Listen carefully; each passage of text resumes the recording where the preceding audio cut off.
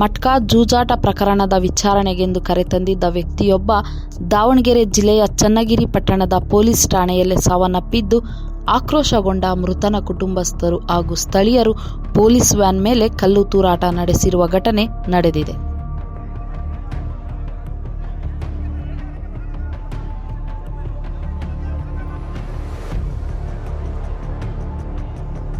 ಚನ್ನಗಿರಿಯ ಟಿಪ್ಪು ನಗರದ ವಾಸಿ ಬಡಿಗೆ ಕೆಲಸಗಾರ ಆದಿಲ್ ಮೃತ ವ್ಯಕ್ತಿಯಾಗಿದ್ದು, ಮಟ್ಕಾ ಚೀಟಿ ಬರೆಯುತ್ತಿದ್ದ ಶಂಕೆಯ ಮೇಲೆ ಪೊಲೀಸರು ಆದಿಲ್ನನ್ನು ಶುಕ್ರವಾರ ಮಧ್ಯಾಹ್ನ ಠಾಣೆಗೆ ಕರೆತಂದು ವಿಚಾರಣೆಗೊಳಪಡಿಸಿದ್ದಾರೆ.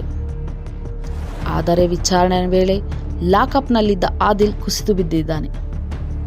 ತಕ್ಷಣವೇ ಪೊಲೀಸರು ಆತನನ್ನು ಚಿಕಿತ್ಸೆಗೆಂದು ಆಸ್ಪತ್ರೆಗೆ ಕರೆದೊಯ್ದಿದ್ದರು. ಆದರೂ ಸಹ ಆತ ಸಾವನ್ನಪ್ಪಿದ್ದಾನೆ ಎಂದು ವೈದ್ಯರು ದೃಢಪಡಿಸಿದ್ದಾರೆ. ಇದರಿಂದ ಆಕ್ರೋಶಗೊಂಡ ಕುಟುಂಬಸ್ಥರು, ಸ್ಥಳೀಯರು ಸೇರಿ ಸುಮಾರು 500ಕ್ಕೂ ಹೆಚ್ಚು ಮಂದಿ ಶುಕ್ರವಾರ ರಾತ್ರಿ ಠಾಣೆಯ ಮುಂದೆ ಪ್ರತಿಭಟನೆ ನಡೆಸಿದ್ದಾರೆ.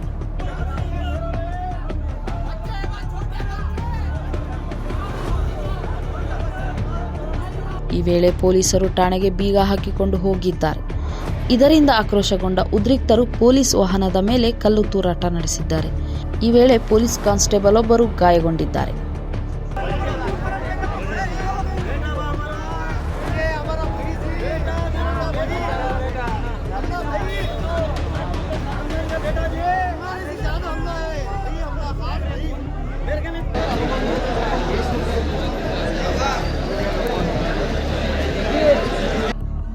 ವರದಿ ಷಣ್ಮುಖ್ ನಾಯಕ್, ದಾವಣಗೆರೆ.